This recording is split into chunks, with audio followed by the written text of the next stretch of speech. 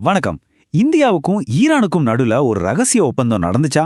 இல்ல இது முழுக்க முழுக்க ஒரு ராஜதந்திர வெற்றியா? உலகின் மிக முக்கியமான கடல் வழித்தடங்கள்ல ஒன்னான ஹார்முஸ் ஜலசந்தில நிஜமாவே என்னதான் நடந்தது? வாங்க, எரிசக்தி பாதுகாப்பு, புவிசார் அரசியல்னு பல விஷயங்கள் கலந்த இந்த சிக்கலான கதையை கொஞ்சம் விரிவாக அலசி பார்க்கலாம். இந்த எண்ணெய பாருங்க, 90,000க்கும் அதிகமான மெட்ரிக் டன். இது ஏதோ சாதாரண சரக்கில்ல, நம்ம வீட்டுக்கு வர்ற எல்பிஜி, அதாவது சமையல் எரிவாயு. ஷிவாலிக், நந்தா தேவின்னு 2 பெரிய டேங்கர் கப்பல்கள்ல இவ்வளோ பெரிய அளவிலான எரிவாயு சமீபத்துல இந்தியாவுக்கு வந்து சேர்ந்திருக்கு. இந்த ஒரே ஒரு சாலன் நம்ம நாட்டின் எரிசக்தி பாதுகாப்புக்கு எவ்வளோ முக்கியம்னு நீங்களே பாருங்க. அப்போ இந்த 90,000 டன்னுங்கிறது எவ்வளோ பெரிய விஷயம்னு யோசிச்சு பாருங்க. இது நம்ம நாட்டோட ஒரு நாள் முழுமையான எல்பிஜி தேவையை பூர்த்தி செய்யக்கூடிய அளவு. ஆனா இதுல முக்கியமான விஷயம் என்னன்னா, இந்த கப்பல்கள் வந்து சேர்ந்த விதம்தான். ரொம்பவும் பதட்டமான பிரச்சனைக்குரிய ஒரு கடல் வழியான ஹார்முஸ் ஜலசந்தியை கடந்து எந்த ஒரு சேதாரமும் இல்லாம பாதுகாப்பா இந்தியா வந்து சேர்ந்திருக்கு. இது சாதாரண விஷயமே இல்ல. சரி, இப்போதான் அசல் கேள்விக்கே வரும். எப்படி இது சாத்தியமாச்சு? ஈரானோட கட்டுப்பாட்டுல இருக்கிற அந்த பகுதியில அவ்வளோ பதற்றம். மற்ற நாட்டு கப்பல்கள்லாம் அந்த பக்கம் போகவே தயங்கிட்டு இருந்தப்போ, நம்ம இந்திய கப்பல்கள் மட்டும் எப்படி எந்த பிரச்சனையும் இல்லாம பத்திரமா வந்து சேர்ந்தது? இந்த கேள்விதான் ஒரு பெரிய விவாதத்தையே ஆரம்பிச்சு வச்சது. அப்போதான் ஒரு மீடியா ரிப்போர்ட் வெளியாச்சு. அது என்ன சொல்லுச்சுன்னா, இது ஏதோ சாதாரண ராஜதந்திர வெற்றி இல்ல, இது இந்தியாவுக்கும் ஈரானுக்கும் இடையே நடந்த ஒரு ரகசிய ஒப்பந்தம்னு. ஒரு குவிட் ப்ரோ கோ டீல். அதாவது ஒன்ன கொடுத்து இன்னொன்ன வாங்குறது. அப்படின்னா இந்தியா எதை கொடுத்து இந்த பாதுகாப்பான வழியை வாங்குச்சு? வாங்க, அந்த ஒப்பந்தத்தோட மையப்புள்ளில என்ன இருந்துச்சு முதல்ல பாப்போம். சரி, இந்த ரகசிய ஒப்பந்தம் உண்மையா பொய்யான்னு தெரிஞ்சுக்கிறதுக்கு நாம முதல்ல அது எதை பத்தினதுன்னு புரிஞ்சுக்கணும். இந்தியா ஈரான் கிட்ட இருந்து பாதுகாப்பான வழியை வாங்குறதுக்காக எதையோ விட்டு கொடுத்ததா சொல்லப்படுது இல்லையா? அது என்ன தெரியுமா? 3 எண்ணெய் டேங்கர்கள். இந்த 3 கப்பல்களோட பேர் தான் ஸ்டெல்லர் ரூபி, அஸ்பால்ட் ஸ்டார், அப்புறம் அல் ஜஃப்ரியா. அமெரிக்கா ஈரான் மேல கடுமையான பொருளாதார தடைகள் விதிச்சிருந்த நேரத்துல அதை மீறி ஈரானோட கச்சா எண்ணெயை ஏத்திக்கிட்டு போனதா ஒரு குற்றச்சாட்டு. இதனாலதான் இந்திய அதிகாரிகள் இந்த கப்பல்களை தடுத்து வச்சாங்க. இந்த கப்பல்களை விடுவிச்சதுக்கு பதிலா தான் நமக்கான வழி கிடைச்சதுன்னு ஊடகங்கள் சொன்னுச்சு. இந்த கப்பல்கள்லாம் தனியா செயல்படல. இதுக்கு பின்னால ஷேடோ ஃப்ளீட், அதாவது நிழல் கப்பல் கூட்டம்னு ஒரு பெரிய நெட்வொர்க்கே இருக்கு.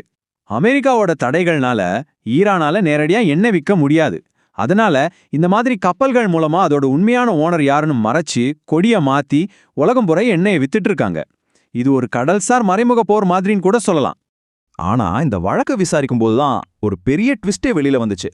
ஃபவுண்டேஷன் ஃபார் டிஃபென்ஸ் ஆஃப் டெமோக்ரசிஸ், அதாவது FDD நடத்தின ஒரு ஆய்வுல கிட்டத்தட்ட 30 டேங்கர் கொண்ட இந்த கப்பல் கூட்டத்தை இயக்குனது ஈரான் கிடையாது. மாறா துபாயில இருந்து ஜுக்விந்தர் சிங் பிரார்னு ஒரு இந்தியர் தான் இதை இயக்கிட்டு இருந்தாருன்னு தெரிய வந்துருச்சு. இந்த ஒரு தகவல் ஈரானிய கப்பல்களுக்கு ஈடா ஒப்பந்தம்ங்கிற வாதத்தையே மொத்தமா மாத்திருச்சு. கப்பல்களோட பின்னணி இப்படி இருக்கிறப்போ ரகசிய ஒப்பந்தம்ங்கிற குற்றச்சாட்டை இந்தியா எப்படி எதிர்கொண்டது? வாங்க, இந்தியாவோட அதிகாரப்பூர்வ நிலைப்பாடு என்னன்னு பார்க்கலாம். இது ராஜதந்திரம், ஒப்பந்தம் கிடையாது. இந்த குற்றச்சாட்டை இந்திய அரசாங்கம் ரொம்ப திட்டவட்டமா மறுத்துருச்சு.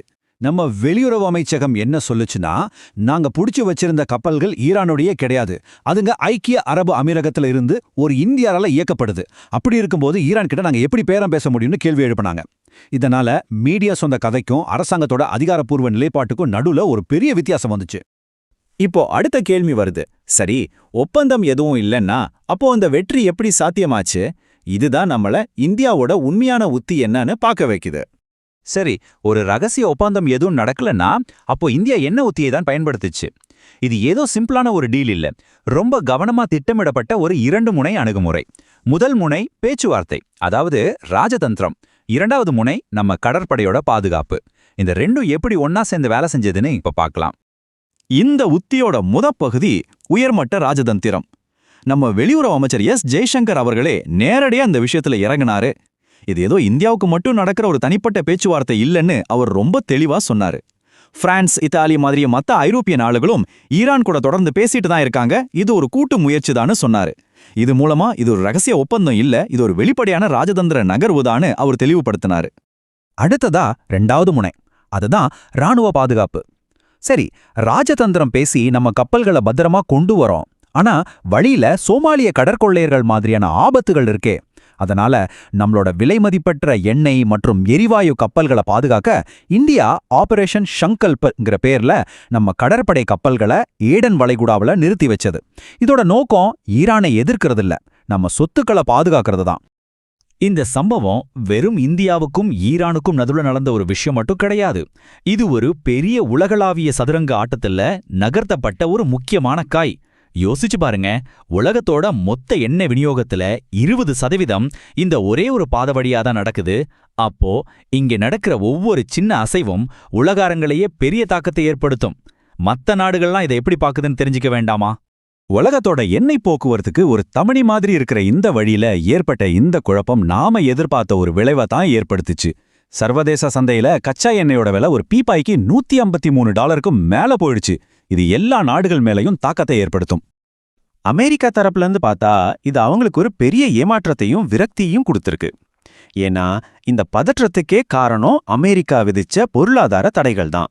ஆனா இந்த நெருக்கடியை சமாளிக்க தங்களுக்கு போதுமான ஆதரவு கிடைக்கலன்னு அவங்க நினைக்கிறாங்க.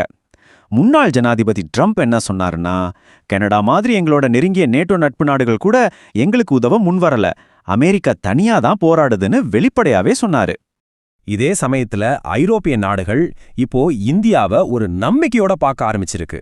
ஏன்னா அமெரிக்கா, ஈரான் 2 தரப்பு கூடவும் ஒரே நேரத்துல நல்ல உறவை வச்சுக்கிற ஒரு பெரிய சக்தி இந்தியா மட்டும்தான்.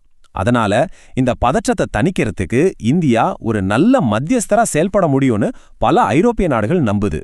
ஆனா ஈரான் தன்னோட நிலையில ரொம்ப உறுதியா இருக்கு. அவங்க என்ன சொல்றாங்கன்னா, இது பாரசீக வளைகுடா, அரேபியா வளைகுடா கிடையாது, இதோட கட்டுப்பாடு எங்க கையில தான் இருக்குன்னு சொல்லி அந்த கடல் வழி மேல தங்களுக்கு இருக்கிற ஆதிக்கத்தை நிலைநிறுத்துறாங்க. அது மட்டும் இல்லாம, நாங்களா எந்த போர் நிறுத்தத்துக்கு முன்வர மாட்டோம், எங்க எதிரிகளுக்கு மறக்க முடியாத ஒரு பாடத்தை நாங்க கற்பிப்போன்னு ரொம்ப உறுதியா சொல்றாங்க. கடைசியா இதெல்லாம் நம்மள ஒரு முக்கியமான கேள்விக்கு கொண்டு வந்து நிறுத்துது. ராஜதந்திரம், ராணுவ பலம், பொருளாதார தேவைகள்னு எல்லாம் ஒன்னோட ஒன்று பின்னி பிணைஞ்சிருக்கிற இந்த உலகளாவிய அதிகார போட்டியில நிஜமாவே ஜெயிக்கிறது யாரு? ஒரு நாட்டோட தற்காலிக வெற்றியா இல்ல உலகத்தோட நிரந்தர அமைதியா? எது முக்கியம்? இதுக்கான பதில் காலத்துல தான் இருக்கு. இந்த விளக்கத்தை பார்த்ததுக்கு ரொம்ப நன்றி.